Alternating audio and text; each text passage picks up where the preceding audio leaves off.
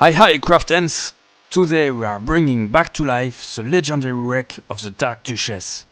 In this video, I will show you how to build a multi-level ship diorama where every floor and every wall are modular and removable.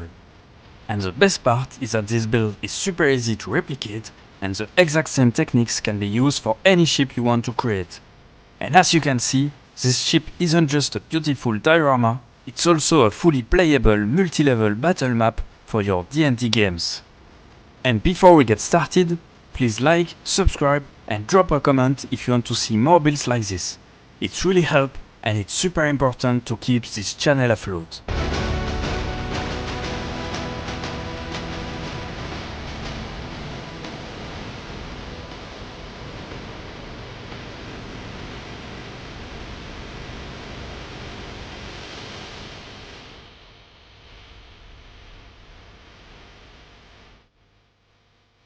We are starting with the overall shape of the boat. My advice here will be to first draw a template on a piece of cardboard. The advantage here is that you will only cut half of it, you will then fold it in two, and you will be able to cut the other part in order to get the exact same shape.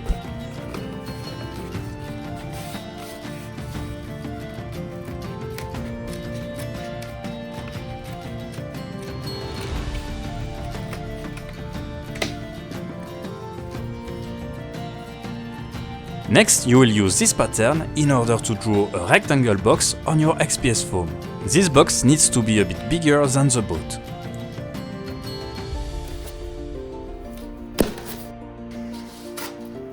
For each floor that you want to create on your boat, you will need 2 sheets of XPS foam. Then you will need to secure each sheet together. For this, I'm using barbecue skewers.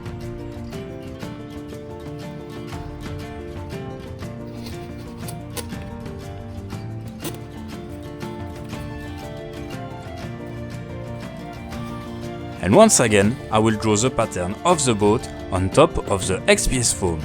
And then I will try to cut my boat with my proxon before realizing the big fail in my technique.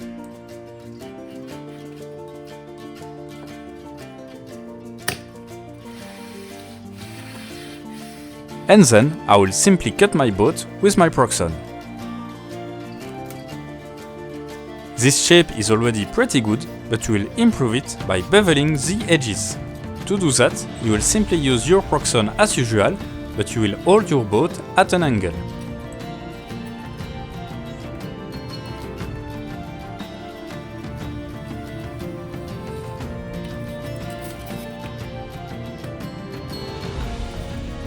And after this step, you can start to see the final shape of the boat. The hull walls will be cut directly from the sheet of XPS foam. For this, you will draw a line at 1 cm from the edge of all of the sheet. By punching a hole in the sheet of XPS foam, detaching the wire and reattaching it once it's through the XPS foam, you can cut directly the wall from inside.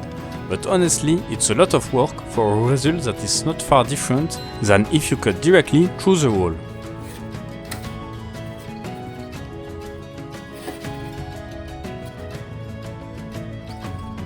Here you can see that I went directly through the wall, and at the end with all the planks it will make no differences.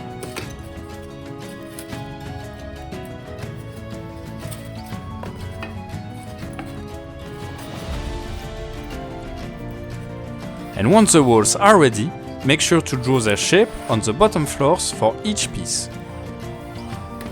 Those lines will be used to delimit the wooden floor in the next step.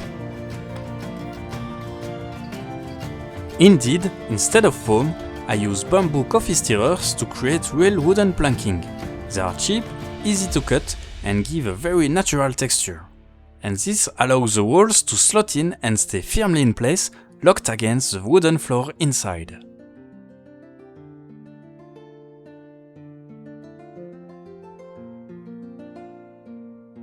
And to attach the coffee stirrers, you will simply use some white glue.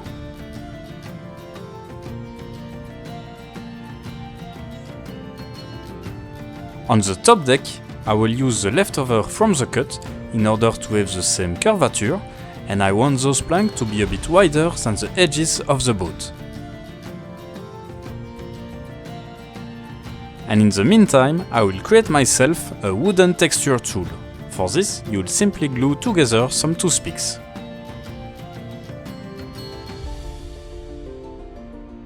Using this tool, you already get a good wooden texture, but using a wire brush, you can further improve it.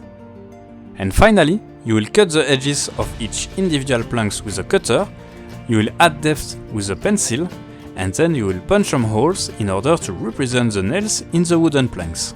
Once again, you will attach everything with some white glue. In order to keep it firmly in place, you can use some pins, and remember to let the boards overhang by a few millimeters.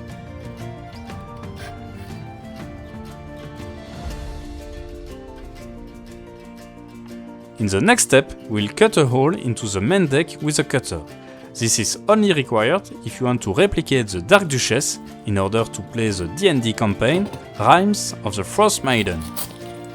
As you can see, this process is quite long and tedious, so at the end I use my handheld Proxon in order to finish it.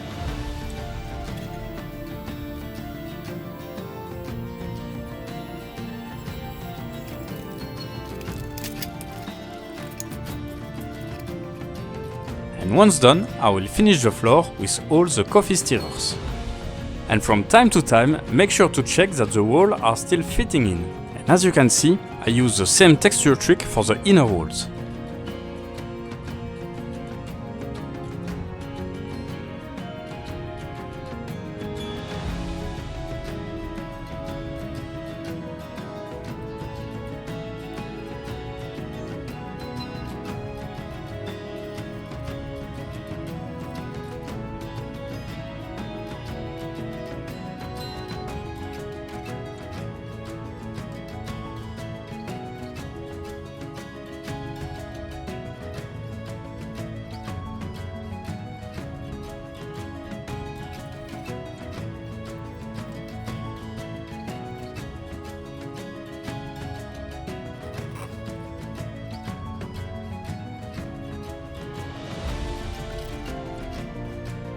And for the last step, up to the deck, we'll add the finishing structural details.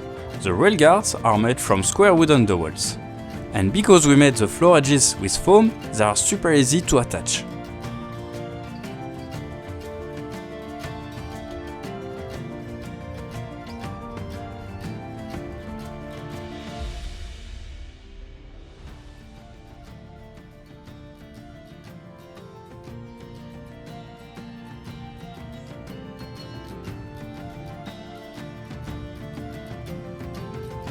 And with some of the leftover pieces, we'll make some stairs.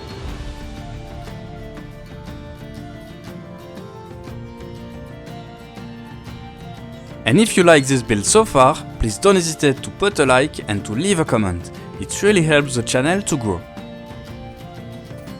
And for the final part of the wooden structure, we'll make some planks.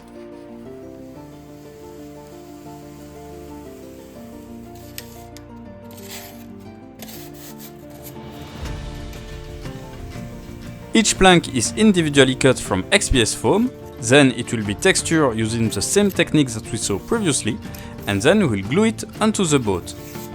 This step will really give to the hull this classic wooden ship look.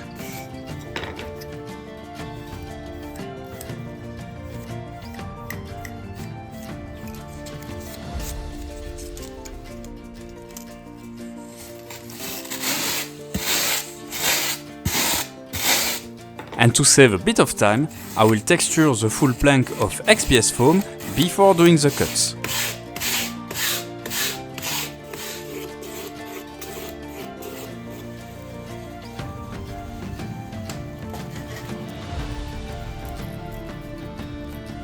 And while you are at it, don't hesitate to do a big bunch of them, so you will have some spare for your next project.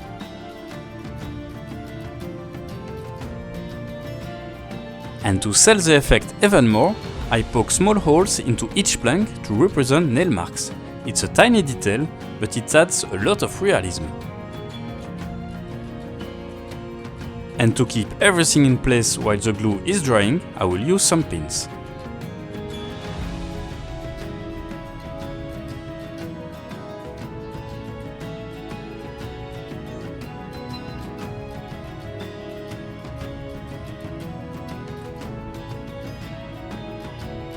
And now that everything is assembled, it's time to bring the ship to life with some paint. But before spray painting everything, I will protect the wooden floor by using a lot of masking tape. It takes a bit of time, but you will see at the end that it's absolutely worth it. A quick small note before we continue. When the ship was fully assembled, I realized it was too titanesque. So I did again some of the walls in order for them to be less high. And then I used again the same texturing technique, and for the doors I keep it simple, just a toothpick as an handle. Next, for the helm, I cut a small circle of foam and inserted toothpicks to form the wheel structure. Again, simple materials, but they read perfectly at this scale.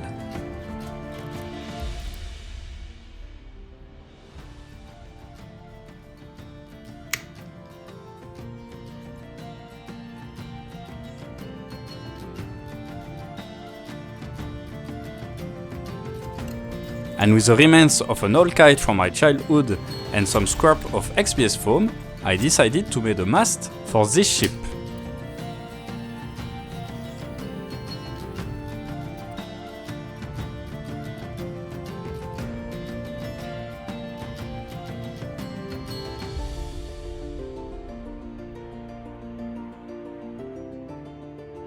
Hot diggity dog! This motion is magnificent.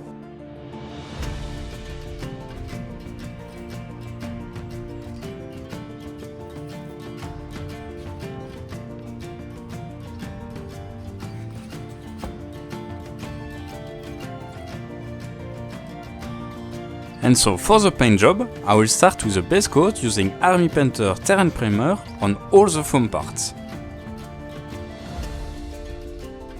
And then comes the dry brushing, first with a brown acrylic base, and then gradually adding more white with each pass.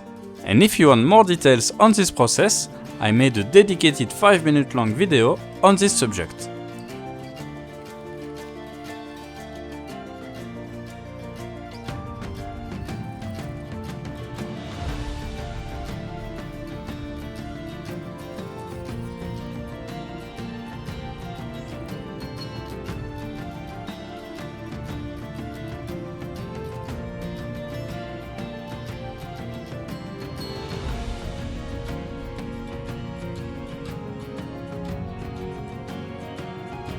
Here you have the result after a second layer of dry brush,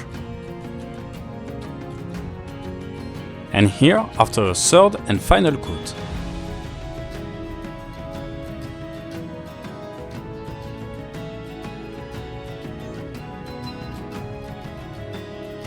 For the stonework, I'm using the same exact technique but with grey instead of brown.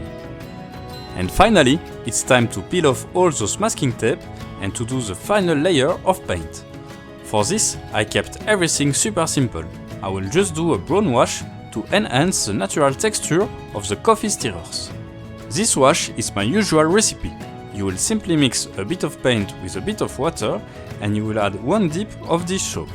When you apply it, go as straight as possible and try to remove all the bubbles before they dry.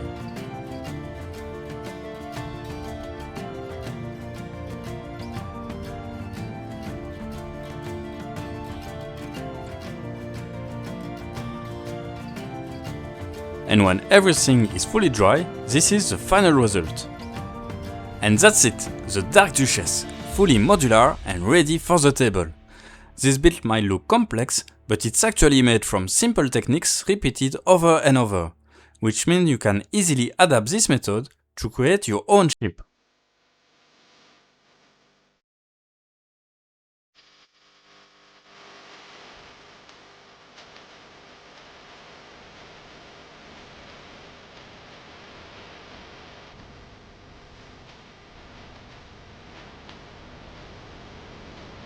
If you enjoyed this build or you are planning to make your own version, please let me know in the comments. I would love to see what you come up with. Thank you very much as usual and see you next time.